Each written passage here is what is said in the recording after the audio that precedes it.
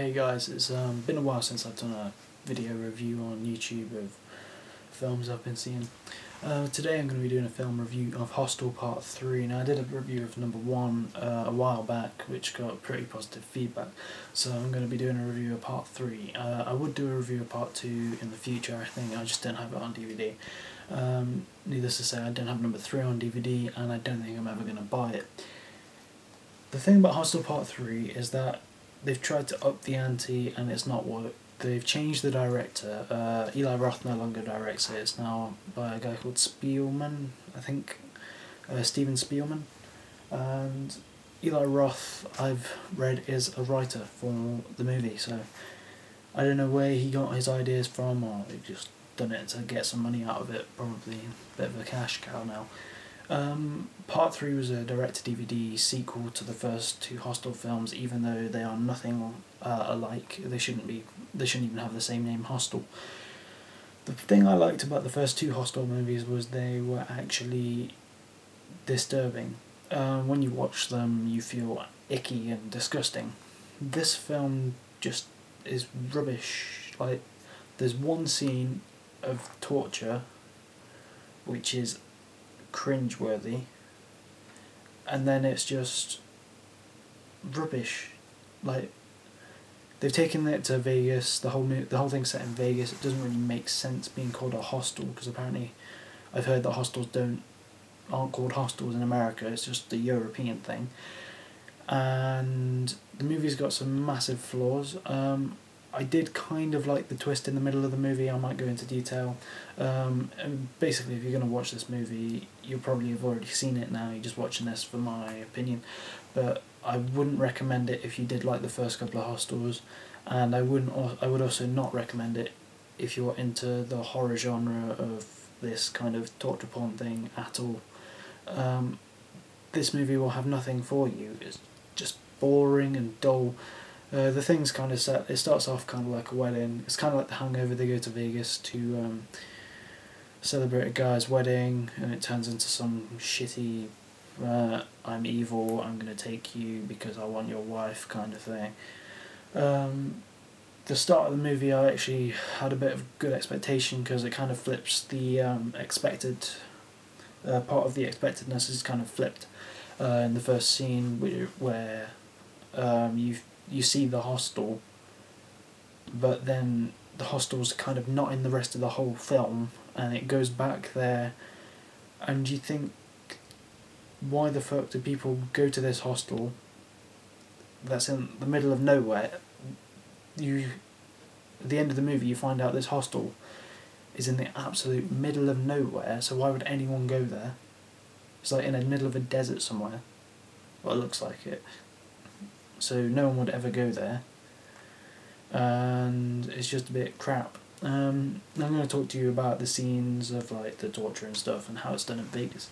Now, the interesting thing for me in the trailer was that people were betting, rich people, members of the elite hunting club, betting on which tool they think that the person's going to use, how they're going to die, how long it's going to take them. But that's just done like as a tacky add-on. It's just boring. It would have been alright if they were all like betting for the weapon to use. That would be a little bit more interesting. And in this film, they don't make this whole thing interesting. They've got some crappy little computer screen, like Wheel of Misfortune. You can see what they've done there. The torture scene. The first torture scene you see is some guy. This is the only bad one in the whole film. Like, the only thing that's actually a bit disturbing, pretty freaky.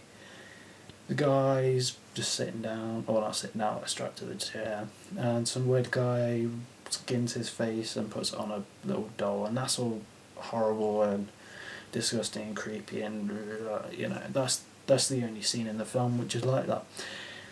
The second torture scene, we are introduced to some girl lying down in a big tray, and you think, is this going to be a bit like number 2? It isn't. It's crap. Guy just pours a load of cockroaches on her, and they go into her mouth. I've seen this done better in the old movie Creepshow, which you may have heard of if you're a fan of horror. if I want to see people getting covered in cockroaches, I'll go watch I'm a Celebrity, Get Me Out of Here, or something like that. I don't really want to see that anyway. And that kind of thing doesn't fit into these movies. That isn't horrible. It's weird and squeamish, but it isn't like, it's pointless. The movie then has a slight little bit of tinge of what the fuckness when the main bad guy of the Hostel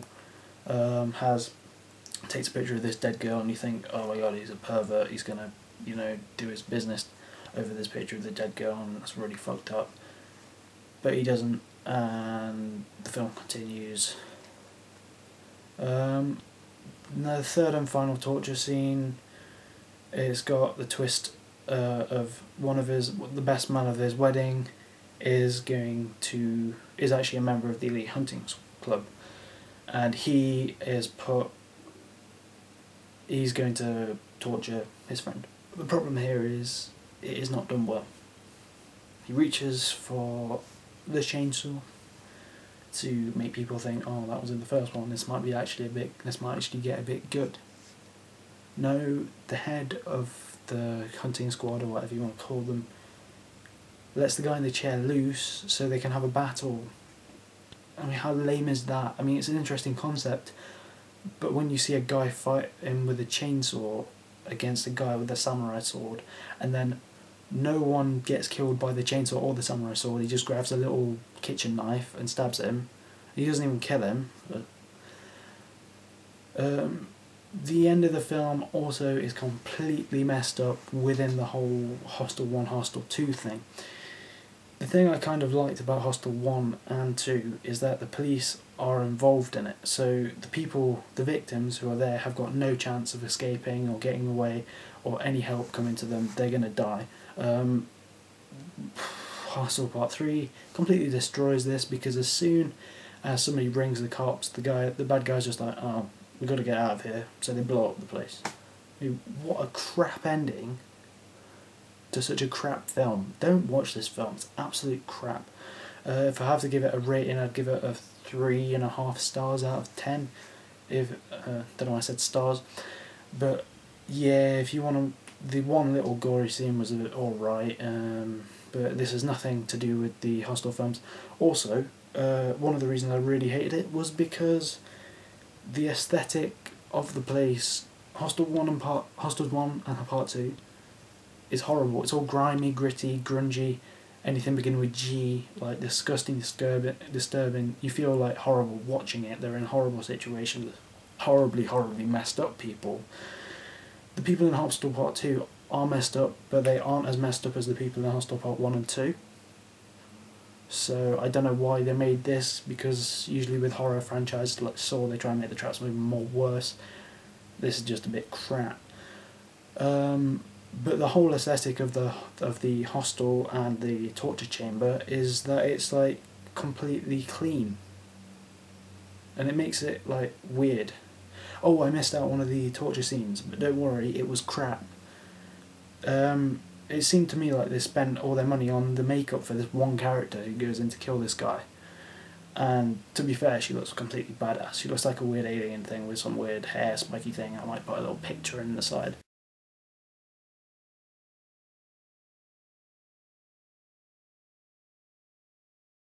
But then the scene goes on, and her form of torture is just crap. It's not even torture. She gets a crossbow and shoots him with it. You know, why have you make this character seem completely badass, so you think this guy's going to do something horrible to the person in the chair. No, she's just going to get a crossbow and shoot him.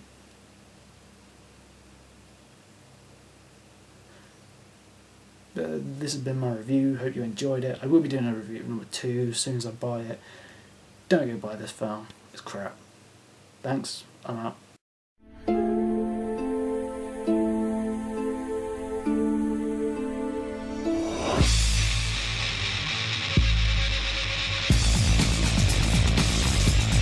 It's not even worth me putting up this trailer.